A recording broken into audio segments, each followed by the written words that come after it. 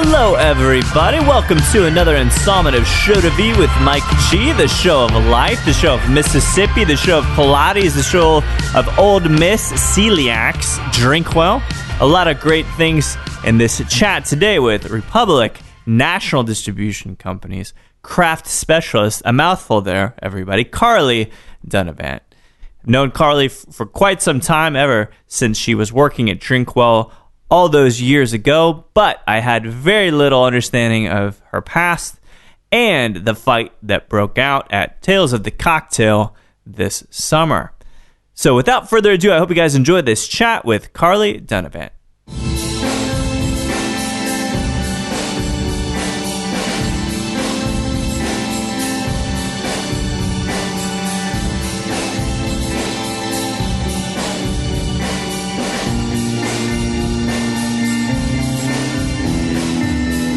Oh, I drink so much more than I did when I was bartending because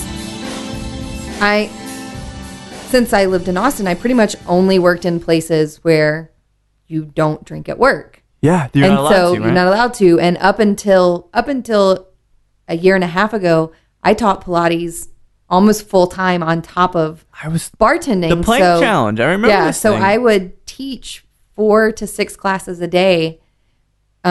Then go to work. So I didn't meet and have beers before lunch or before work. Right. And then I would get off work and have to drive home. And so I didn't go out. Yeah, so it's actually not a lot of drinking because you So maybe 2 days early. a week I'd go out for drinks. I might have a glass of wine when I got home. Now with my job, it's that's part of my job. Yeah. Is to go to my accounts, drink the drinks they have on their menu, drink the products that I'm talking about at the time. Oh, man. So it's... Did you know that going in, that like your lifestyle would shift like that? No, I was totally like, in my mind, I was like, I'm going to have a job. It's going to be from 9 to 6 every day. Job. I'm going to be a regular guy. And then I think my second month on the job, I scheduled not necessarily promos, but events. Yeah. Almost every weekend. And then I realized how much I hated that. I was like, what are you doing? Oh, man. Like now your Saturday is not your Saturday. Right. And then we go through this turmoil thing of, oh man, I didn't hit enough accounts this week. I didn't see enough of my people. And hey, Sean, you want to go? And he's like, no. Like, let's have the weekend. Like, let's do our thing. Yeah, like, exactly. Let's not go to your account and you sit and talk to the bartender for an hour. Yeah. Plus, depending on where you go, most bartenders don't have time to even talk to you on the weekends. Right, absolutely. It's a terrible time. So Plus it's real early, right? But otherwise, it's terrible. So yeah, I've got to figure it out once September rolls around and I'm drinking again, because I'm not planning on not drinking forever. Well, it's almost 30 days. Yeah, like you can't even maintain that. Yeah. So I've got to figure out that I need to go home, eat dinner, right, and then go back out. Man. Because I want to continue eating dinner at home because we're saving a ton of money. Sure, and it's a nice experience to sit down with your loved one, right? And they just kind of sit there, calibrate for the day. I got a whole chicken in the crock pot right there you now. Go. Brilliant. Then I'm gonna make chicken stock with the stuff that's left. Yeah. So it's. Plus, I love to cook. I used to cook. I was back at the house for a little bit. Were you really? Mm-hmm. Oh, I didn't know that. And I love it. I mean, I always said if it paid better. So I guess I can understand some of the decision in shifting them from behind the bar. So, all right. So we we're in this current chapter talking about Republic. We're drinking LaCroix or LaCroix, depending how you want to talk about it. Croix, something thereof. But you are, from what I understand, because we met years ago now when you were working at Drink.Well, but Southern girl. Yeah. Yes. So but you're from which? I'm from Memphis, but I moved here from Oxford, Mississippi. Okay. So if you said I'm from Mississippi, I would take that. You'd be all right with it. So you're born in Tennessee. Tennessee. How long were you there approximately? Well, it's confusing because we lived in Tennessee until I was I don't know, 7 or 8. Oh, okay. But then we moved to Mississippi, but I still went to school in Tennessee. How long was how'd you do because that? it's a 30-minute Oh, drive. That's it. Oh, so I went you're to close to the border. once went to private school, and so we drove to school. Okay. So we were right there on the border. My parents live 1 mile from State Line Road. Oh, that's fair then. Yeah, so you can see Tennessee from their backyard. Okay. So, but it was cheaper to live in Mississippi. Sure. And then when I decided to go back to college for the millionth time. Wait, hang on. So private school all the way up into K through 12, the whole thing? I went to public school in Mississippi from 3rd grade up to 8th grade. Okay. And then back to private school. Really? So started in private school, public school, back to private school. Private. How would what to your liking? What was kind of the main difference for you? Is it socially that different? I mean, I don't. I just went public school. I'm a gritty guy. Well, no, I think private school the classes are smaller. Teachers are definitely more involved with your life because they have to be. But it's good for you. Was it? I mean, was that good? I mean, it was really good for me. Like I think what I was forced to be around was a little different. All the problems are still the same. Sure. It's just at private school, you have to hide them more. Why is that? Like, because they'll kick you out. Oh, so you have to be really secretive about all of the things. So it teaches you how to be sneaky. Because you're in a private environment. So if anybody, you can't, all the things that kids do, they have to hide. So like smoking and that kind of shit? Smoking, drinking, getting knocked up. Right. As you do. They send you away in private school. In public school, it's just like, oh, she's in 8th grade. She's the in 8th third grade trimester, guys. Pregnant cheerleader. Whatever. She can't be on top of the pyramid anymore. It's cool. We'll put her at the bottom until she's going into labor. It's totally fine. It's fine. Yeah, they can cover that stuff up. Do you feel like the sense of like actually getting an education and becoming smarter is better in private school? I mean, I can only compare it to the options that I had, and I would say that the professors that I had in high school were all amazing. That's good. Definitely. Taking, I wouldn't have had the option to go through pre-cal. Right. In the public school where I could have gone. Absolutely. So in the same way. And the setup was better. I mean, I didn't end up doing college in a traditional way. Yeah. But they had counselors and were very focused on making sure that all of the kids applied to college and started kind of looking at that track by end of 9th grade. You start really planning college at that point. I mean, I went to a Christian college my first semester. Which Christian college? There's lots of them, right? Like which one there are is lots. This? Oh no, this was a good one. Harding University in Searcy, Arkansas. Why have I heard of Harding? People get killed there or something? MTV was banned. I don't know. We go. That sounds about right. MTV was banned from the city. Yeah. And it's a dry county. Oh Jesus. So the closest place you go to have fun is Little Rock. Oh man. Well, Little Rock's Little Rock's nice. Yeah. But yeah. Is that like a product were your parents relatively strict Christian parents? Oh really? What denomination? If you Church of Christ. I don't know. Church of Christ is going to, I mean, I don't even know. It's very similar to Southern Baptist. Okay. So super conservative. Good balls, nice Southern. Yeah. We went to church on Sunday mornings, Sunday nights, and Wednesday nights. God, I remember Wednesdays. I did go, but I just saw the signs. Lots of Wednesday night church. Always had to wear a dress. Finally, by the time I was in the 8th grade, we were allowed to start wearing pants. Okay. Like khakis or jeans? Like we could wear jeans on Wednesdays, not on Sundays. Amazing. Do you wear jeans on Sundays now? I hope. I don't really wear jeans. Okay, fair enough. I wear jeans. It's too hot. Yeah. What about jean shorts then? Yeah, jean shorts fine. Okay, good. I mostly wear dresses though. Yeah, but that's kind of nice because maybe that's a product of that kind of just classical style and everything. So how's dating go then? Because that's what I've watched lots of movies. I know how those dads are. I don't have any kids, but are you even able to bring like a dude into the house on a proper date?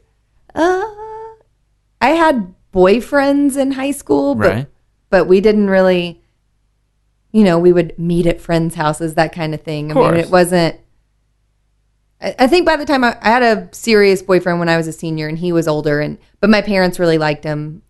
His mom was a school teacher. Oh, okay.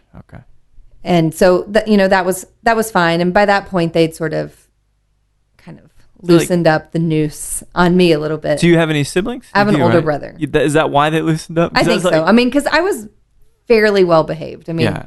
They let him, he makes all the mistakes, and then you kind of benefit from it. And it wasn't that I didn't make mistakes. I was just smarter at making them, and I never got caught. That's pretty good. Or manipulative. I don't know. Oh, no, it's probably totally manipulative. I'm probably a sociopath. But you never got knocked up. Correct. So I don't think so. No. Success. If there's one criteria for being successful as a young woman. Yes, I made it all the way through high school without getting knocked up. That was huge. Even through college. I mean, this whole time, I'm still doing good. Still not knocked up. I'm still not knocked up. I'm creeping up towards 40. I think it's on the downhill slide now. I think it's probably not an option. That's true. I think it's like, oh, no, can't do that anymore. Well, so on that, is family a thing? Is it something you want to do? My whole life I thought I'm going to be a wife and a mother, and then, well, not my whole life. Let me rephrase that. Most of my childhood and very young adult life, and then probably by 22, 23, it was, I want to get married. Sure. I absolutely don't want to have children. Really? And then now it's kind of once a month. I'm like, that's kind of cool. And then it's a nice hobby. Yeah. And then things happen. I turn on the news. Donald Trump runs for president. I'm like, I can't have children. I've lost all hope. I can't have children. I don't want my kid walking around in that kind of I was like, I can't have children. Yeah. No, I totally, I feel the same way. It's like, I'll just start a business instead. Yeah. I mean, that'll rob me of money too and make me old. It's all fine. And you'll share in the joys. That's how careers are. Right. And my brother has 2 kids and divorce and all that stuff. Really? And it just sucks. So I was like, and it happens with everyone. I'm like, I just don't want to. I don't want to do that. Stay clear of it then. Well, so how was that college experience going back to Harding University? Had you picked, you focused on kinesiology at this point then? No. So lots of majors. I'm waiting for the jumping around here. Yeah, lots of majors. Lots of college. So, no, my mom's an interior designer, and so that's what I thought. Oh, she still do that? Mm-hmm. Oh, cool. So I thought that's what I wanted to do. So I went to school for interior design. Real quick, did you enjoy Designing Women, which is one of my favorite shows? Absolutely. The Sugar Bakers? Julia. You know that Julia, not Julia, what's the other one? Why do I always forget her name? Delta Burke. I just remember the actress's name. I don't remember. Well, Delta Burke, but what's the sister? I can't remember her name. Damn it. I remember Meshack Taylor. Yeah, Mm-hmm. it's pretty good. It's pretty good. Anyway. But yeah, so was life like that? That's what I learned from CBS. On that's what I probably would have ended up doing, picking out linens and curtains and wall color and all that, which is super amazing because it surprises me, and it still surprises me on a daily basis that people can't do that on their own. They cannot. Like, you tell them, hey, that poster over there, it's, pink and silver, and it would look really good on a blue wall. And they're like, I can't even. They can't even see. You blew my mind. Yeah. I can't even see what color. They can't even imagine the color pink. Right. Like they can't. I don't know. Or they walk into a room and they have a couch and a chair and a table and they don't know where to put it. They're like, I can't. So, but I was super interested in lighting design. Like, I really wanted to do lighting design for buildings, for like restaurants. Commercial more commercial is what, kind of where I thought I was going to go. And so I went through my first semester at Harding, decided not to go back after a semester. It was very strict. We had curfew during the week at 11. Really? And curfew on the weekends at midnight. God. I had to get permission from my parents, and they had to call to let them know I was coming home anytime I wanted to go home on the weekend, which was 2 hours away. That's like a prison. Oh, no, it was terrible. Like, one night I left my book in my car, and they wouldn't let me go back out to get it to study for a test because it was after curfew. Are you kidding me? They had bed check every night. And of course, we had RAs who would check, and they were miserable people who were... They sound miserable. Well, they were probably kids who were bullied in high school, and now they have power, which is so scary. Paying it forward. No, yeah. So they, and So what is the point? Like, why would any establishment of higher education be like the Stanford prison experiment? Like, why would you have so many rules? What do you think you're really stopping? Oh, you're not stopping anything. It forces kids to get married early because they're like, I can't be alone in a room. You know, boys could come into our lobby, and that's as far as they could come, you know. That's crazy. And boys didn't have the same rules. They technically had the same curfew, but all my friends they'd skateboard past my room. They went to see Sonic Youth one night on a Wednesday in Little Rock, and they were throwing rocks up at our dorm room, and they're like, yeah, we're headed to Little Rock. And I'm like, God, yeah, I'm stuck here. God. I can't even open the door to look outside because the alarm, like they would set the alarm and the alarm would go off for the whole building. Jesus. Yeah. Do you think it's the same? Think anything has changed? I doubt it. I mean, sexism is alive and well in the South. Yeah. It's crazy. I'm just glad I'm going to put it out there. I'm glad I'm a guy sometimes. Oh yeah. And I'm not glad other times. But definitely the rules were different for women. And part of why I chose not to go back was I created a little bit of ruckus. Could you describe the ruckus? And it wasn't. It's gonna be. You're gonna be like, what? So women were not allowed to pray in front of men. What? Most of the time they're praying for the man to be better because they're dicks. So yeah, true. But we weren't allowed to say prayer in front of men. Like we could have meetings and pray as women, but women couldn't lead. In the Church of Christ, women were not allowed to lead men in any sort of worship. What the? So, oh man. So every time, and in all of my classes, because it's a religious school, right, we would pray before class started. And so for weeks and weeks, when the teacher would say, who would like to pray? I would just start praying. And then the only way they could figure out how to kind of get around it was that they would have a man pray after me. Oh my god! To sort of clean it up. So I got called into the women's dean. So we had two deans. We had a dean for the ladies, right? Because clearly a man couldn't be a dean over a woman. So we had the women's dean and the men's dean. Oh my god! And they asked, and finally it was becoming such an issue that just. I'm not going to go back to school here. I'm clearly not going to change any policies, right? Other than just get myself expelled. They haven't changed them since the 18th century. So how could you come in? So I should probably stop. And I didn't even care about praying. Like it wasn't like it was just the principle thing, right? of I want to pray now because I'm told I can't pray. God, that's so weird. Yeah, it's real weird. So then, are you done with college? I guess I know you're not done with college because you mentioned it, but. I would be disenfranchised and be like, fuck this higher ed stuff. Like, I'm going to go sling drinks. Yeah. So I stayed a semester, went home at Christmas, and then went to community college for a semester, then went back to the University of Memphis in the fall, that following fall semester, and did back on the interior design track. Okay. And then that's when basically my professor said, you have a great eye for design. Right. You can't draw worth shit and you'll never make it. Jesus, really? Which is true because and I appreciated it because I couldn't, because at University of Memphis, it's an art degree. Okay. So you have to take all of these art classes to go through. And I tried and any of the mixed media stuff I could really get behind, but the basic just 101 draw a square. Here's a picture of some roses. Now draw that. I'd be like, oh yeah, I can't do that. Wow. So, and then the little things like drafting, we had to write like they do in architecture school. You have to write the alphabet in a perfectly straight line with the letters, and I couldn't. Man, so is that were you upset that maybe it wasn't going to work out like that?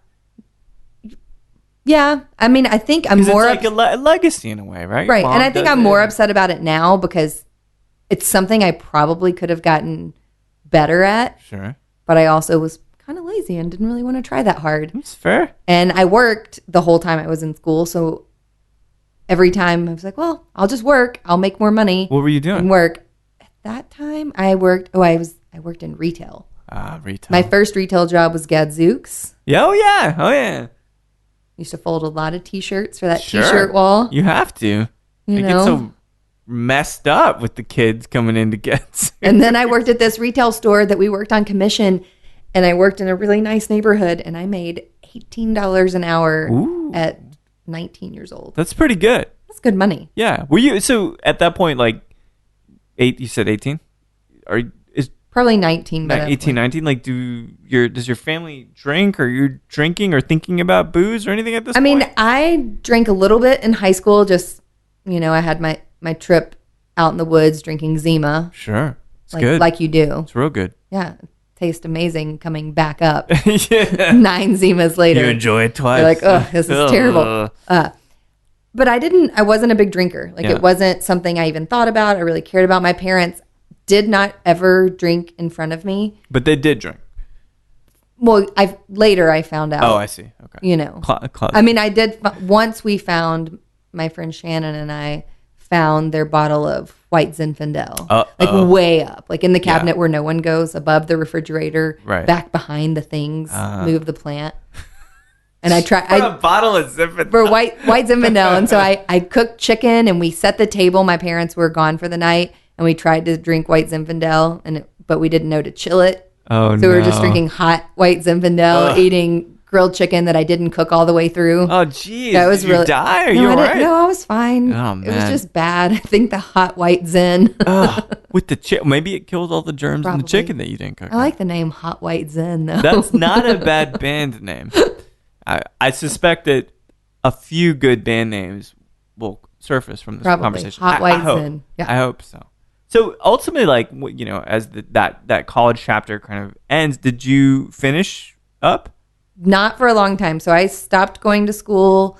I moved. So I moved to Athens, Georgia for summer. Bitches. Sorry. I said that the other day too. Someone said, well, I'm from Athens. I'm like, oh yeah, bitches. Like I'm in the crowd saying this. I'm an adult and I act like a child. It's horrible. It's okay. They're a great band. We're our children. Yeah, that's true. That's what keeps us young anyhow. Yeah. I had friends that lived there and was like, why not? Moved there for a summer, lived in some hippie's house, sublet it for the summer. It was disgusting. Sure. Probably smells. Smelled bad, covered in fleas. They were going to, because they took their giant furry dogs, whatever, some big wolf-style dog that they had, and took it out to Montana to work for some camp for the summer. It was awful. Good experience being in Athens? Oh, I loved it. It'd be cool. I loved it. I mean, I saw tons of great music. Oh, man. Ate great food, met some really cool people. I worked in a futon store and at the movie theater. So that's great. So yeah, it was when Star Wars, The Phantom Menace came out. Which was like, what, 2000? 99. Because I moved back, because I was in Memphis for 2000. But yeah. So I stayed there just for the summer, moved home, and worked a little bit longer. And then I got poached from my retail job to go open this restaurant, and that was my first job. So you got a good personality. Maybe you can sling some food. Yeah, the guy, I ate lunch at this place 2 or 3 times a week, and he was like, you could wait tables and make a lot more money, and we're opening a restaurant in the cool area, Midtown in Memphis. You should come wait tables. And so I did, and that's how it all started. No kidding. Waiting tables at a brewery, and I don't drink beer, but I don't either. But kind of at a brief aside, there's a couple reasons you don't drink grainy stuff, right? Right. I recall, is it? So I have celiac. Celiac, okay. So legit. Yeah. So real quick, with the people that are like, oh, I ate this piece of bread, my tummy hurts. Is that frustrating for you? Actually having a legitimate. I think it's only. I mean, if something makes someone feel better, then they shouldn't do it.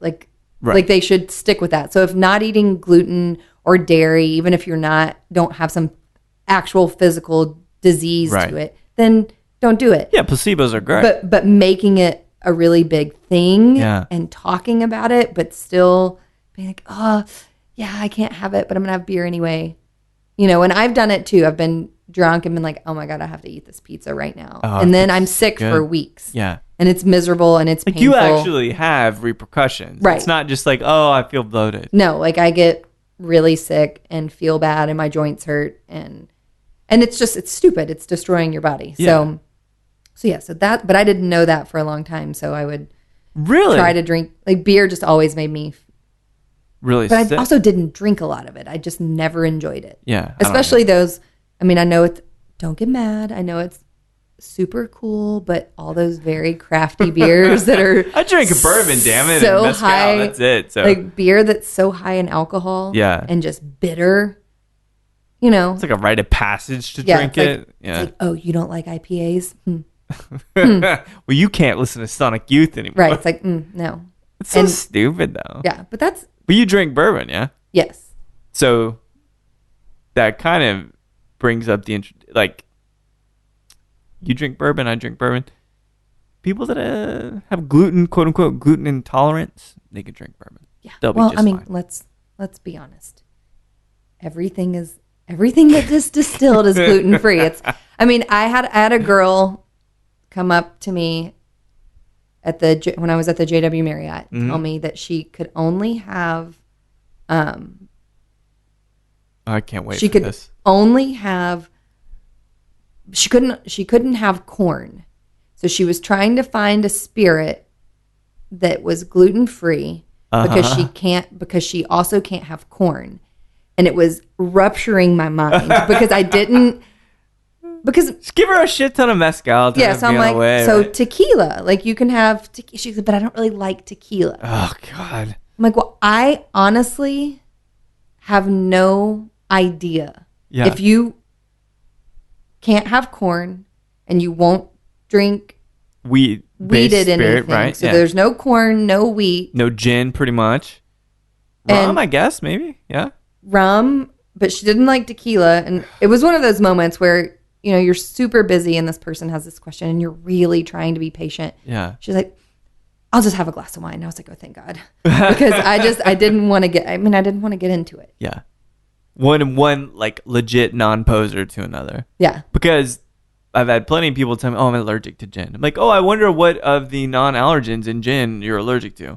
Or if it's just a somatoform, which you feel like you're allergic to it. Right. So you are. Or I guess that could be hypochondria too. I mean, it's probably people drank gin. It made them feel weird. Right. Because they drank some crappy gin and they drank 12 drinks. Yeah. You know, it's like, But you're not allergic gin's to. fault. It's not my fault. Yeah. I only drank 12 drinks. Yeah. Yeah, right. Of course. You got drunk and you feel bad. And probably what you're allergic to is really crappy tonic. Yeah. Like those sugar and the bags, like the soda in a bag. It's yeah. I'm allergic to that. I am actually, because it's so gross. No, Yeah. but yeah. So people, I mean, allergic by grossness. yes, by grossness. That's a whole different thing, though. But people decide. You know, I used to get really mad at people and their gluten-y troubles, and now it's just like They're gluttony. I'm like, whatever. If it makes you feel better to say to be this way. It's like straight edge when I was a kid. It's like, oh, Wait, were you straight edge? Maybe, but Do you have any straight no, edge I don't tattoos? have tattoos. I won't get tattoos. But it's like one of those things where it's like whatever makes you feel better than other people because you feel like you're better than other people, right? It's like, oh, I've got more control because like, I'm not gonna eat gluten. Gluten makes me whatever. Yeah. It's a nice phenomenon, and we love this. It's like, well, I won't drink that because that's bad, or I won't do this or that, and it's just a way of feeling superior. Yeah, so I feel like I have to go in with a disclaimer a lot of times. Like I go to have dinner, I'm like, okay, so because I was at Peche Friday night, and there were no seats at the bar, so I had to order from a server, and she doesn't know me, so can you tell me what on your entree menu is gluten free? And let me clarify this. I don't choose this. Yeah. This isn't just for fun. I actually have to. If I could order a large pizza and crush it in my bed, I totally would do that. So, I mean, yes, I always try to say something kind of funny and be like, you know, this is what I'd rather be doing, but I have to. And she said, okay, I won't. Because I also don't want my food made with hate.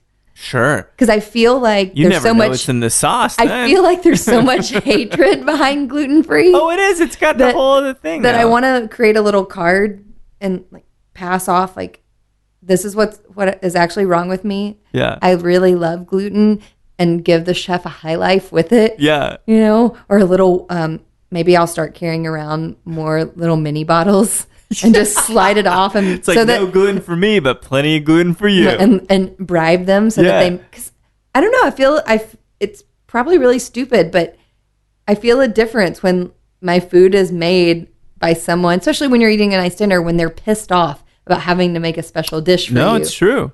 I feel like your food I feel like when that plate comes out. A cocktail or a beautiful plate of food is an expression of one's inner emotional connection with said medium. If they're pissed, it's going to taste pissed. Yeah. If they're happy and content and passionate, it's going to taste exactly I don't want your pissed off food. Don't want the pissed off anything. It's all horrible. Does that kind of translate to when you're not selling, but when you're talking about spirits with people too? Do bars give you that same shit about, oh, is it gluten-free? Or... I mean, some people do. Most of my accounts, the people that I see on a regular basis, they know. Yeah. But it's funny because I read a lot of selling points, not just on the brands that I sell, but brands in general. Sure. And there's so many people. That's their marketing tool right now. That's so stupid. Stoli just came out with a gluten-free vodka. It is labeled. The bottle is green. It has the same base distillate as the other stuff. Yeah, it's corn. Yeah. But I think, and they did a bunch of research, and apparently that's what millennials want. They want things to say gluten-free. It's complete. All right. I'm going to say this because I've got complete liberty to do whatever I want in my own home. It is fucking rubbish. It is total rubbish. Like, well, guys, Bill down in marketing told us that gluten-free is the new wave of food culture and cocktail. Like, it's not. It's fast fashion. It's like Olestra, which I was just talking about the other night. Oh my God, I forgot about Olestra. Exactly, where you shit out your fats. Didn't that make you poop all the time? That's right. Like, seems like a good idea. Wait, wasn't Olestra like on the chips? It said anal leakage. Like, wasn't that some warnings? Yeah, the back of those Lay's chips, like Zima, right? Mm. People want clear, crisp malt beverages. No, they don't, or it would still be around. Yeah. To invest that much money in this, Clear Pepsi's out. But Clear Pepsi's awesome though. See, no, it's. Weird. I loved it then. I loved it now. I don't know if it's because I'm trying to be ironic or what, but I really like it. It tastes good. We should see if they still have some. I think so. I saw someone had a picture of it. Weird. But anyway, like, there's all this money drawn into it. It's like, oh yeah, gluten-free spirits. That's what it is. You're right. Marketing sells, but I'll tell you what, it's not making the money long term that people need it to. Well, it's no. Just trying to. At the end of the day, Tito's was crazy successful because they were the first. You can't ever be the first if you're not the first. Right. So they were the first. And so Tito's wife, Lori, used to take Pilates from me. No kidding. And she wasn't my client, but when the lady I worked for would travel, I would train her. And she's hilarious. And I asked her, I was like, okay, so what's the deal? What's the real deal with this giant gluten-free labeling? Because it's been that label has been on there since quite a while before this gluten-free craze happened. And she said they were actually approached by the Celiac Foundation. And so they had to take that vodka through a ton of tests. Sure. And FDA, all that kind of stuff. And then start labeling it gluten-free for... like actual celiac people. Before it became this thing like, oh, I think I've got that. Right. Because with the Celiac Foundation, in their mind, even though they know distilled spirits are gluten-free, for them to say it is 100%, no, there's no margin of error here.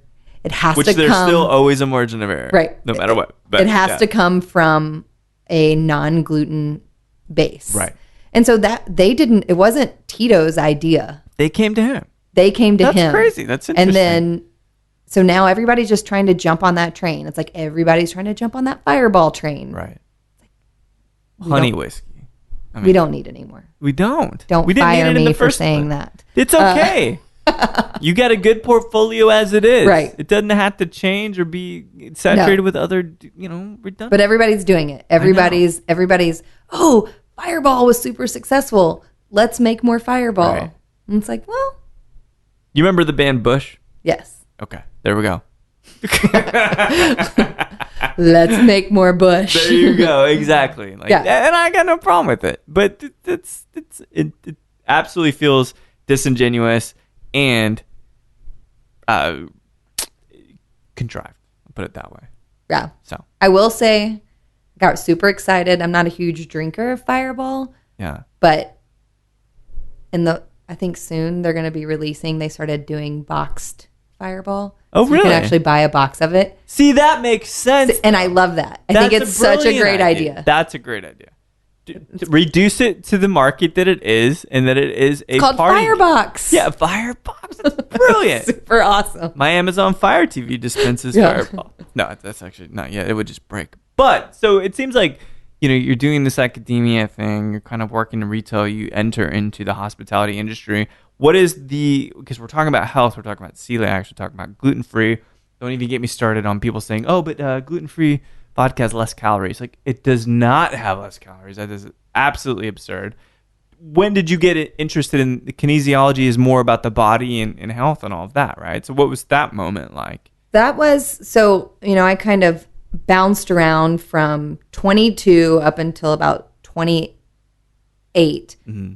I would take a few classes, and I had no idea what I wanted to get a degree. Were you still in Memphis? In Memphis. Yeah. So I would take a few classes, and I wouldn't go to school for a semester, and then I'd take a few more classes, and then I would drop out in the middle of semester and still have student loans that I was paying on that semester. Yeah.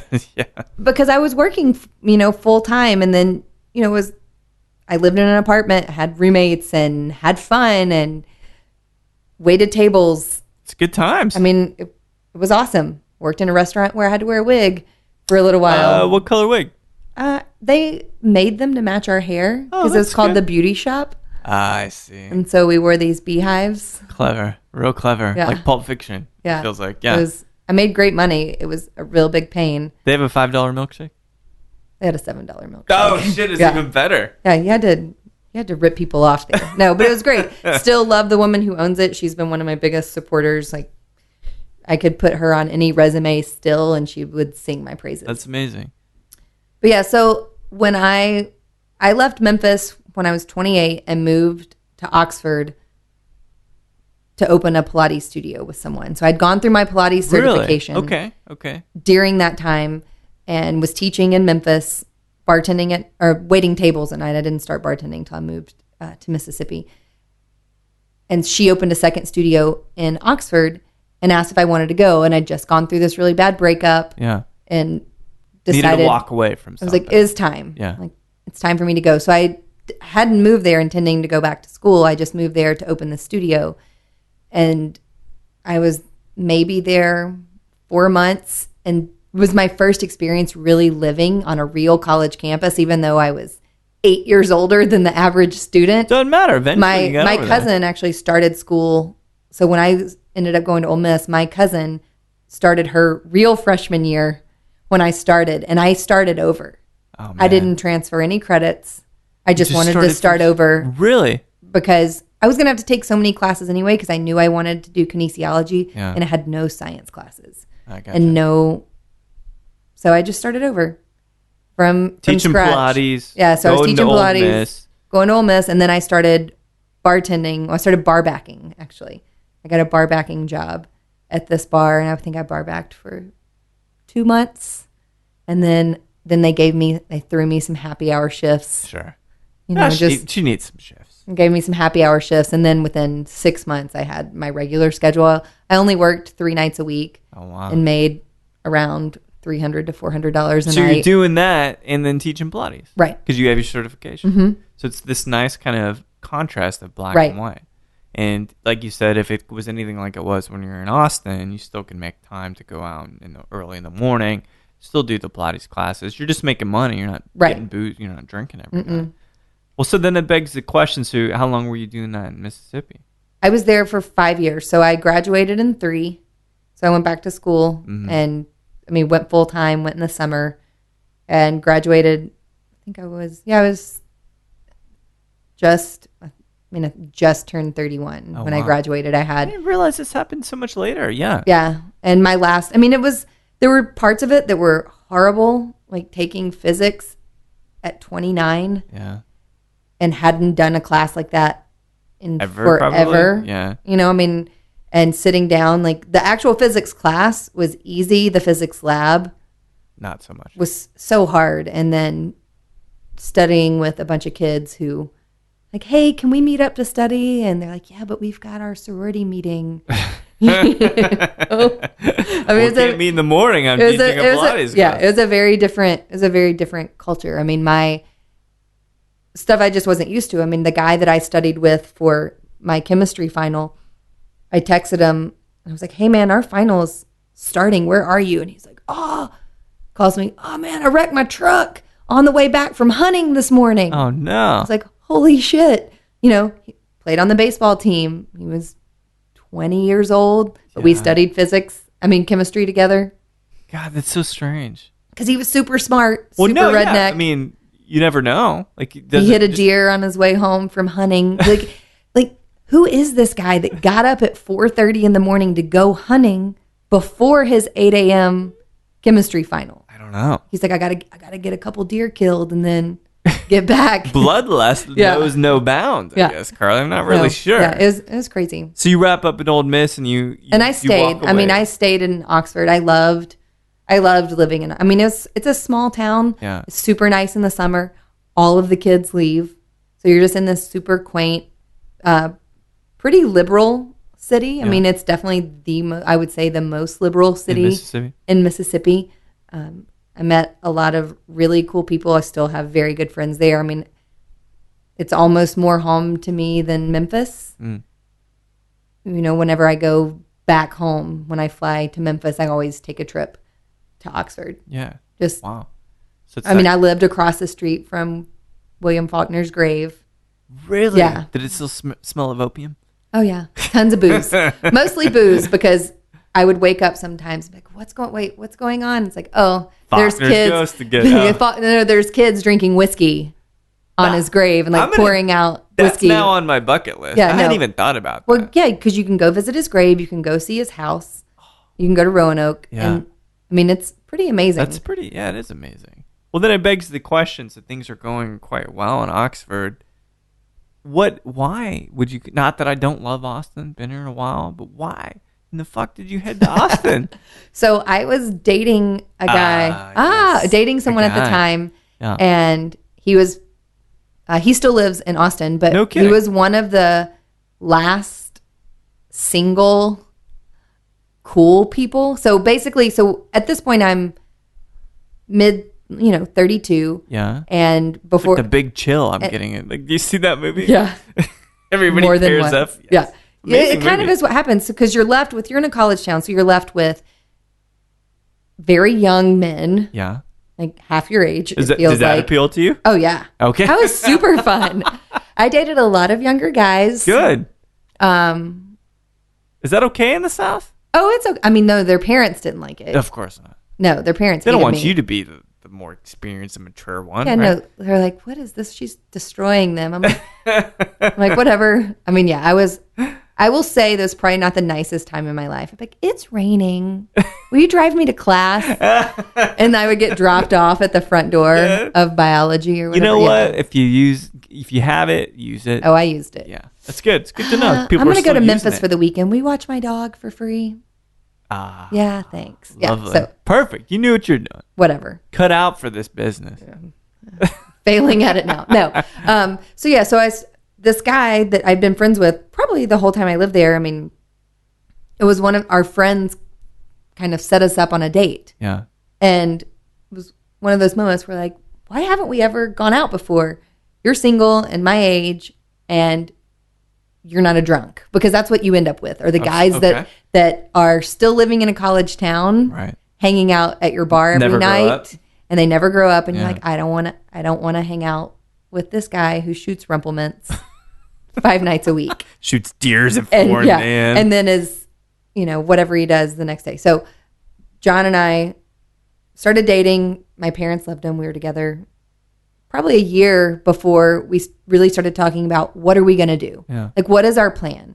Are we going to stay in Oxford? Are we not? And at the time, I didn't want to bartend anymore. So I started testing recipes, because we were going to buy a food truck, because there weren't any. Okay. And we were going to open a food truck in this little area that we knew was going to be huge in 2 years at that point.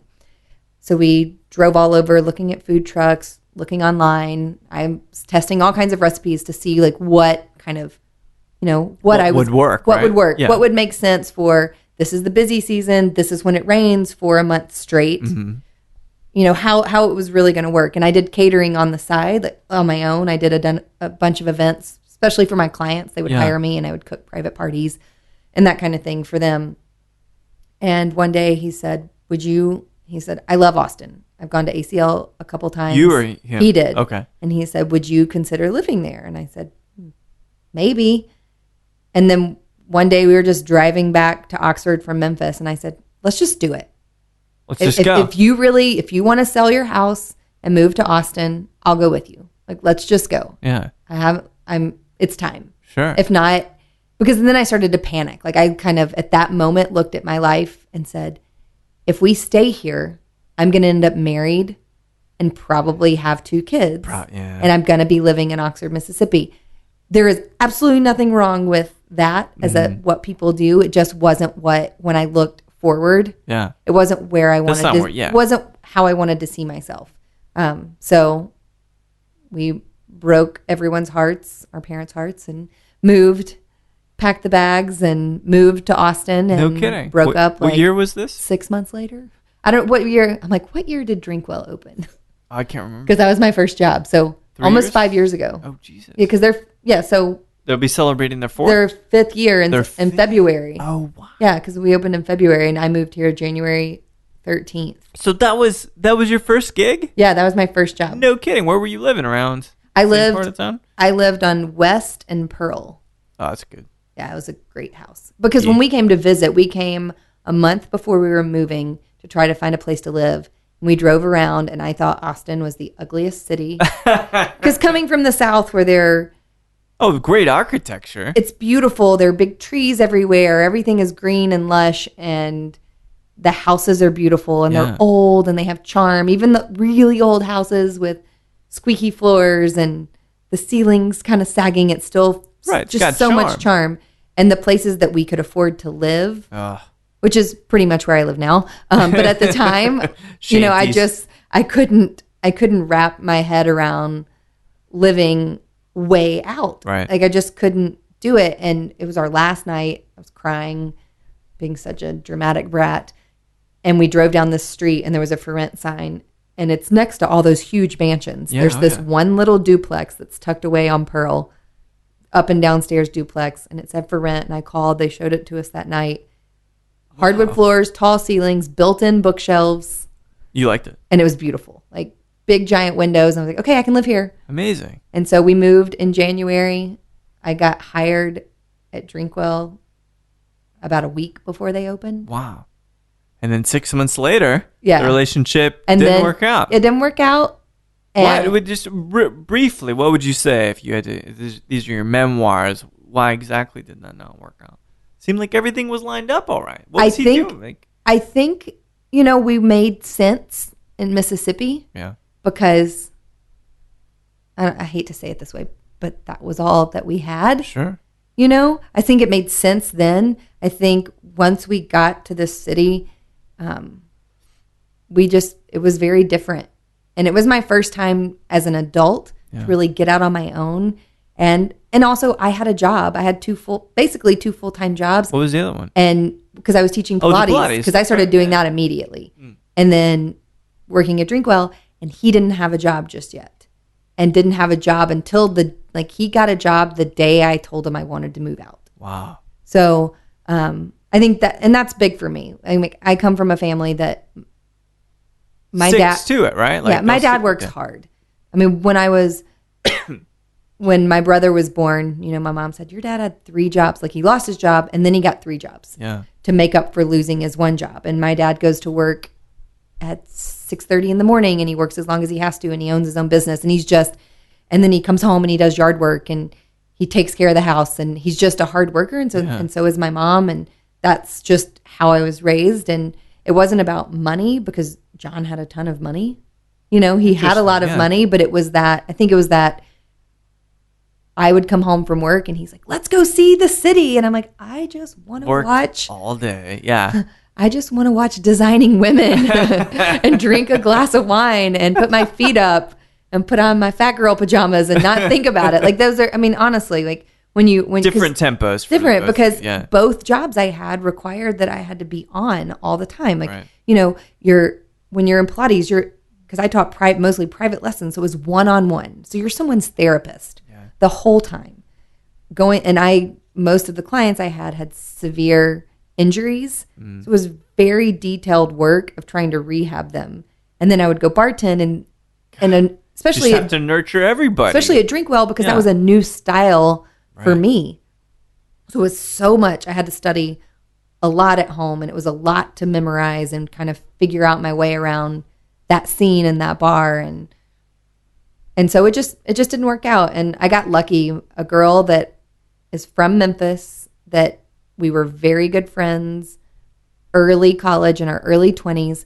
And then she moved off to Florida and then to DC, happened to move here 6 weeks before I did. No kidding. And so we became friends. She Facebooked me and was like, hey, we should hang out. Was she in the industry too? No. Okay. That's even better. Yeah. So we hung out all the time. And so I told her I was moving out and I was apartment shopping, and I called her crying. I'm like, I don't think I can afford to live in Austin by myself. Yeah. And she said, well, just move in with me. So I moved into her apartment. We stayed there till our lease was up. And then we lived in 2 houses together after that. I think I met you met roommate. Mary. Yeah. Yeah. She's super fun. Yes, you did. I remember did. You met her at Drink.Well. Yeah. Years ago. Yeah. She's hilarious. She's getting married in November. That's amazing. So yeah, she's back in Memphis. Oh, okay. Now, but yeah, we lived together until Sean and I now live together. Yeah.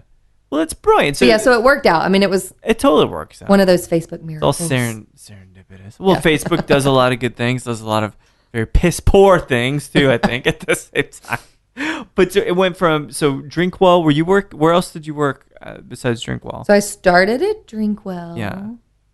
Where else did I work? Was Whistler's in there? I worked at Whistler's. Yeah, that's what I thought. And then JW, of course. Well, yeah, so I quit Drink.Well, sort of. Mm-hmm. It was a long departure because I thought, you make bad decisions, but I thought it was a good decision to go take a cocktail waitress position at Key. That's right. Because I thought it was the right career move. Because in my mind, it's like, I'm going to go work and this is going to be the next restaurant empire in Austin. And, it's going to be the next McGuire Mormon, where it's just one after the next and you just grow with that company. Because I look at McGuire Mormon and how they really push people forward. Yeah. Whether they move their staff all the time. Yeah.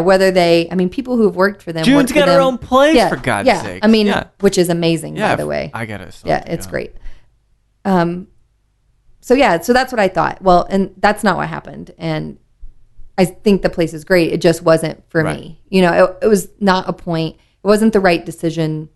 I don't think it just didn't work out. That's a better way to say it. Yeah, that's fair. So that's when I started working at Whistler's. So I think I started at Whistler's about 6 months after it opened. Gotcha. And I stayed there early on. And then Dennis, at that point, was managing Drink.Well and called me one day. It was in November. He was like, can I buy you lunch? I'm like, what's this all about? Uh-oh. He doesn't call. He doesn't reach out for anything. Yeah, no, he doesn't even return texts anymore. That's right. Yeah. The only text I get from Dennis was what I got last night. Shut up. Like, that's the only thing that sounds about right. Yeah, I'm like, kick you. Son of a bitch. So Dennis took me to lunch and said, so I'm going to need you 2 shifts a week. So basically, I went back to Drink.Well 2 shifts a week. I worked on Tuesdays, which was tiki night. Yeah. So I worked really hard while Dennis carved out pineapples and lit stuff on fire. So yeah, that was my... That's what he's doing over at the Roosevelt Room. Yeah, exactly. Just fires and carving. That's fires and carving. That really is what his job is. Yeah, it's basically... He's really good with power tools. Very, what's the word? Primordial. Yeah. That's a good word. Yeah, it's one of the ones, the sludge, the primordial. Do you use that one a lot? Probably every couple months. Oh, wow. I like that one. Yeah. Are you really good at trivia? It depends. If it's trivial in essence, oh yeah. Okay. If it's important, crosswords, are those your thing? No, I like quiz stuff, like trivia questions and stuff like that. I also like Cards Against Humanity. I think that's a really good game. I do too. To try to trick people into thinking you're funny, or simply being funny. I'm much funnier. Like, we should do this interview again once I've had 4 daiquiris, because then I'll actually tell you things without the filter. I do feel very, that's the only thing I did tell someone not drinking is I feel less fun, and not in a, I can't go out and do things. Right. I don't know where the filter came from, because I haven't had it most of my life, but I feel like there's something that stops me from saying what is about to come out of my mouth, right. And then I make it a little nicer. Interesting. Or you soften it. Or more PC, I guess. Really? That's fine. You'd be good in politics. God knows everybody needs rhetoric. Yeah. Right? And people that watch what they say. I personally think, and, we're drinking LaCroix, whatever the fuck. It's exhausting just thinking about the name. But I think you should pronounce the X. LaCroix. LaCroix. LaCroix. I mean, why have an X? This is the longest commercial for LaCroix they've ever had. They should send us cases. We should get to test out flavors for them. I think so. I think there will be a gluten-free one soon. I hope so. I hope they make corn-flavored one. Gluten-free LaCroix. LaCroix. Well, so I got to wonder, and I talked to Nikki Petrie the other day, part of the arch nemesis group, Southern Glazers, right?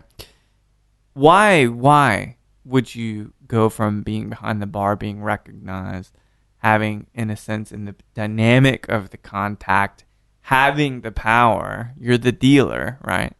What was it appealing about making that shift to Republic, the distribution side of the house? I think for me, I was really looking for consistency in my life. Like, I was really looking for a little bit more stability. Yeah. Knowing, I've had some health issues in the past, and the last year, it was just a struggle, because when, I missed in a 2-month period, I missed almost 20 shifts. Wow. So that's 20 days that I didn't get paid. Right. And there is nothing coming in. And so I was just like ultimately bedridden, right? Yeah. Yeah. So I was just looking for some stability, but I wouldn't have taken just any job. I'd originally applied for the mixologist position, but they thought Trey was better than me. Whatever. Better glasses. Whatever. But that's only because you don't wear glasses. I don't wear glasses. I tried to wear glasses, but they hurt my eyes because I didn't really need you glasses. You could have got the mixology. I know. Thing. Yeah, I didn't have a fancy tiki shirt. Yeah. You're not into film. Not into film at all. God damn it. No, I love Trey. I'm actually super excited that we get to work together, and that he has the job that he has, and that I have the job I have. But I'd applied for that job, and apparently, because of all of the people that really supported me moving forward, like Beth Reynolds with William Grant, and Ashley Bible, who I worked with all the time doing stuff for Old Forester. Yeah. And they were like, no, they have a job for you, I promise. The issue was they all knew that Evan was leaving to go work for Del Maguey, but Evan hadn't put his notice in yet. Oh, man. So no one else knew. And so it was sort of, there was a plan for me that I didn't know about, but it worked. So that's nice though. Yeah, right? But it is really nice. I mean, that's one thing when managing and then kind of mentoring certain people, I'm like, don't burn bridges. And the people that are nice to you, be as nice back to them as you can, because it's going to come back.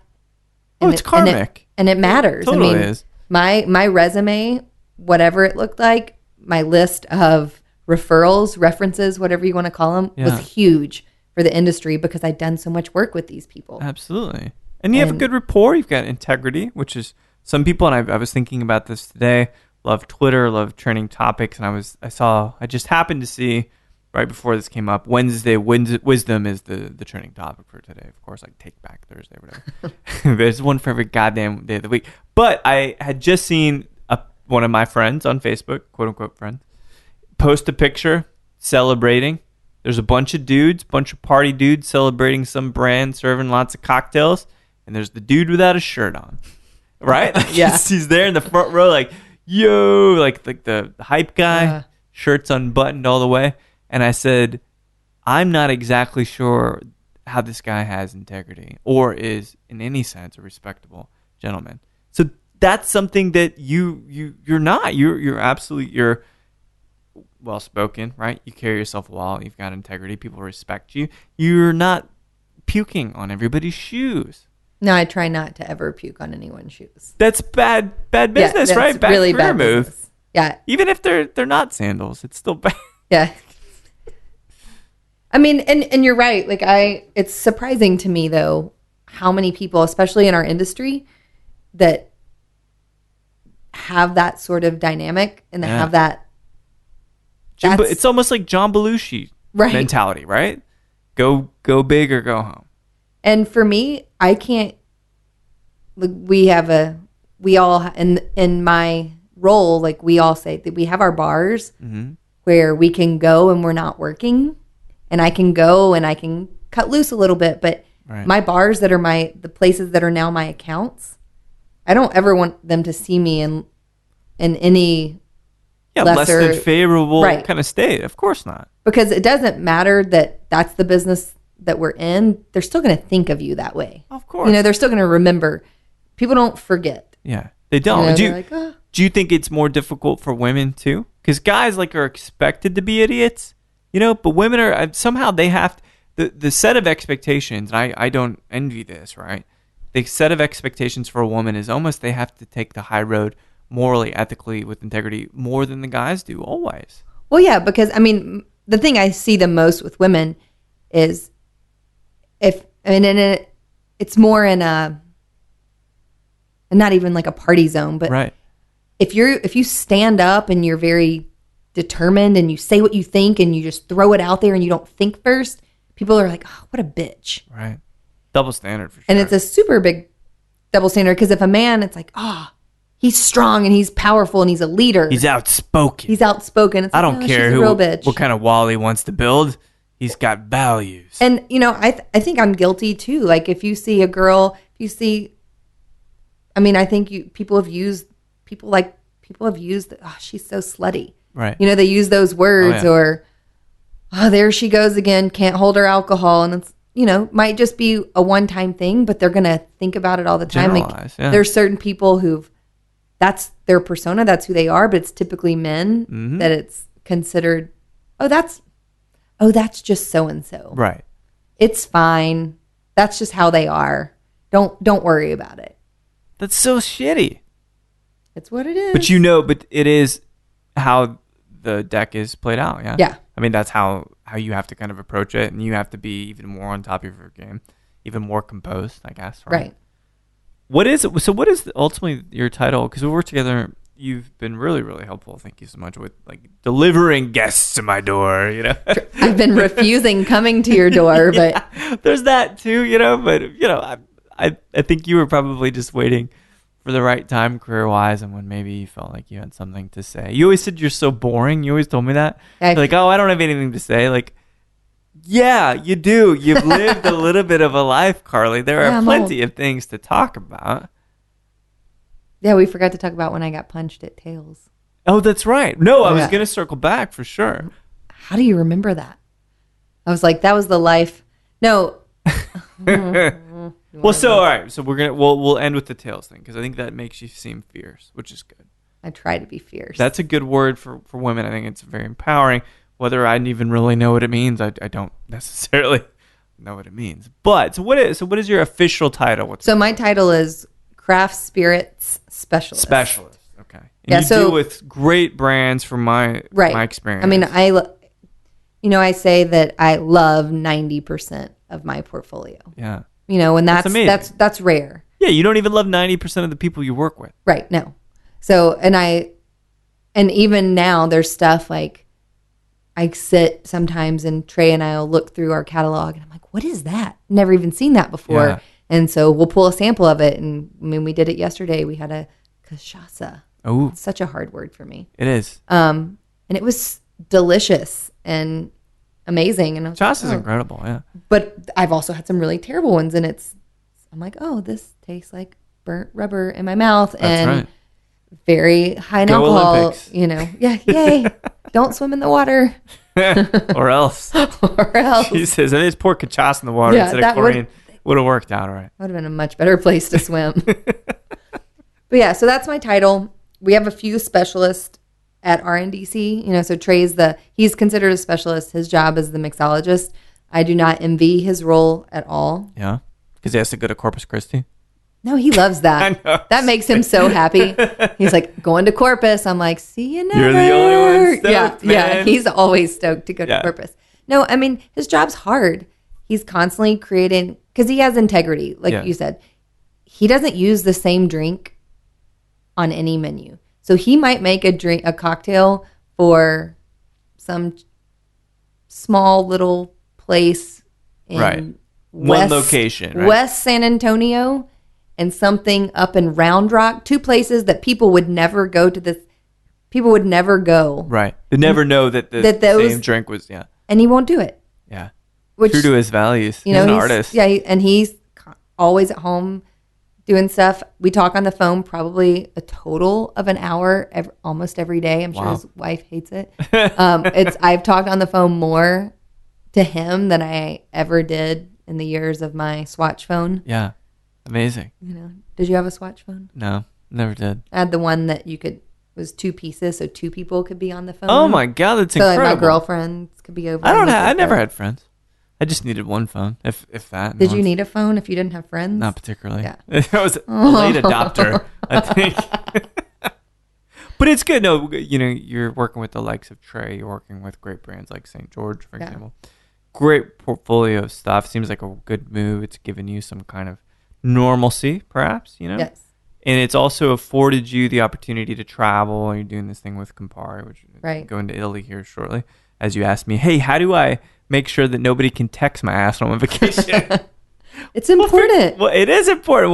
We'll have to figure it out. And I was like, Mike G can develop this if it isn't already a thing. Jesus. Yeah, we'll see. We'll see about that. It is a thing, though. I'll show you how that works. But Tales, of course, is the mecca of events, at least domestically. And you got punched. How the hell do you get punched when I don't think you're very rowdy? You don't start shit. Oh, no, I wasn't. I wasn't being rowdy. Yeah, it was.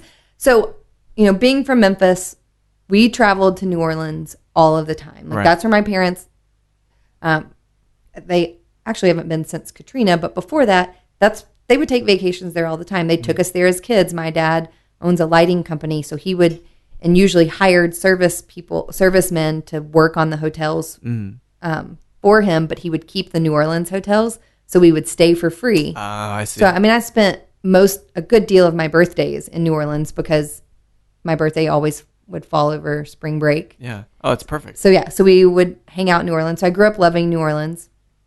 Then my mom always loved the Saints because of Archie Manning going to Ole Miss, all of that kind of stuff. Makes some sense. Yeah. So, and growing up, there wasn't an NFL team close to us. Like there is in Nashville now, but there wasn't. Yeah, not then. Their childhood, because they're both from Memphis.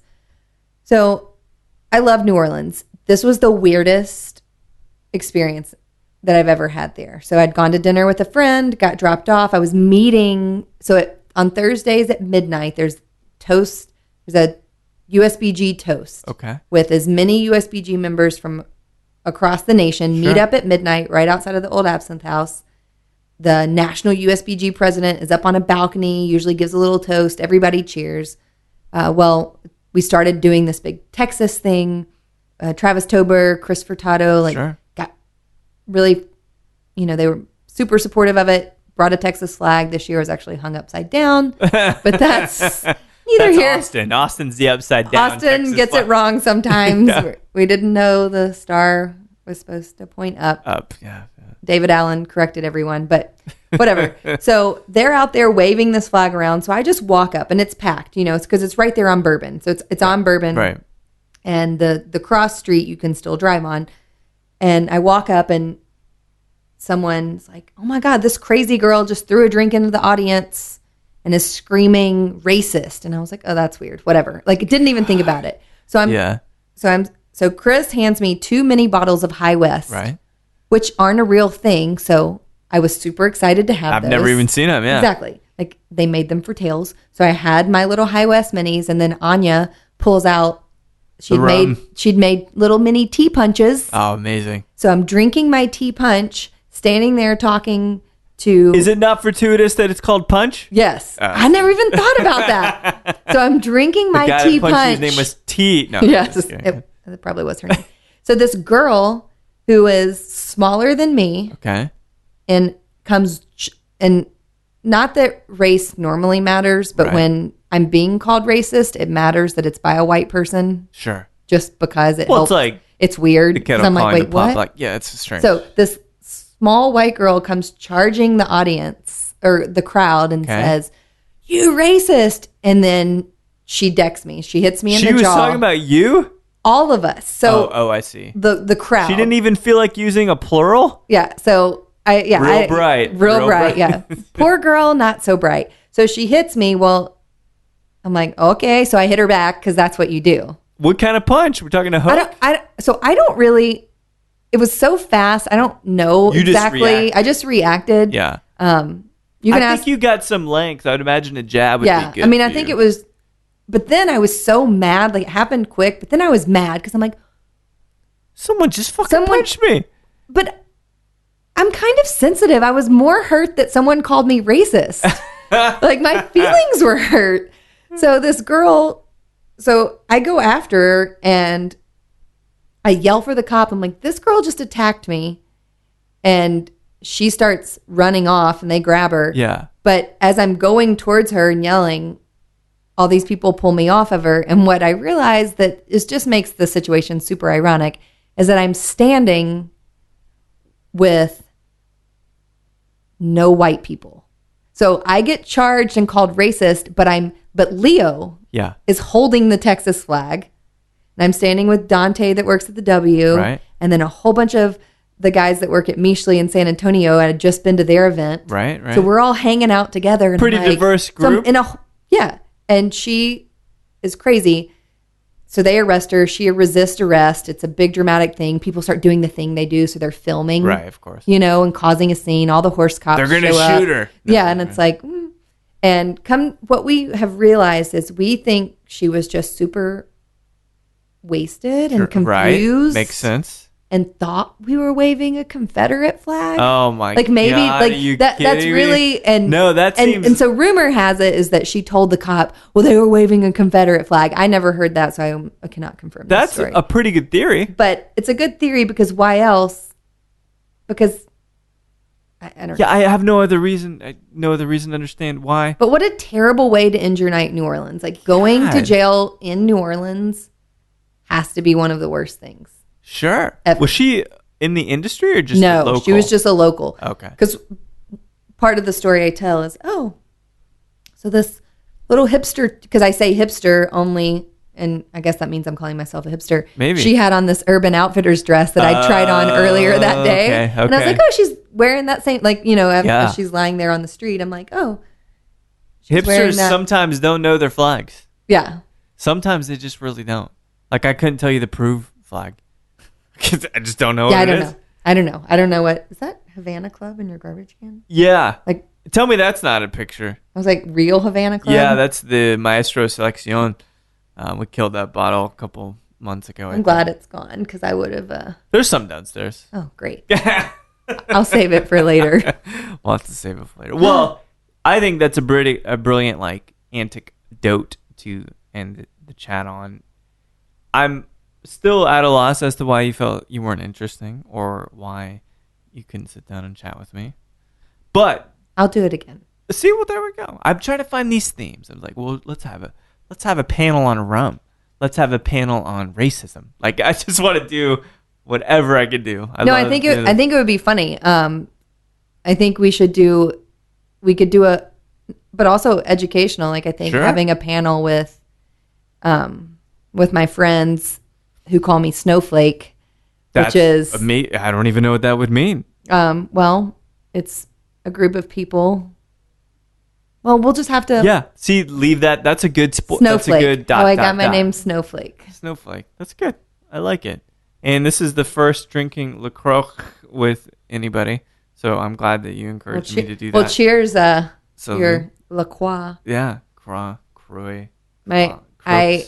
My first weekend, I drank 6 of these, trying not to drink. Yeah. And my friend tagged it. He was like, girl, you look crazy. Brilliant. And I thought it was awesome. It's pretty good. That's pretty good. It's pretty good. And you didn't burp once, which I was a didn't. main I'm holding it back. I did have a Topo Chico before I came. I did, but you can't tell because I know this thing's hot, so I got to make sure that everything goes in it is quality. So I always kind of step away. Thanks so much for chatting, Carly. It's been too long. We'll do a panel soon, yeah? Yes. Thank you. Snowflake.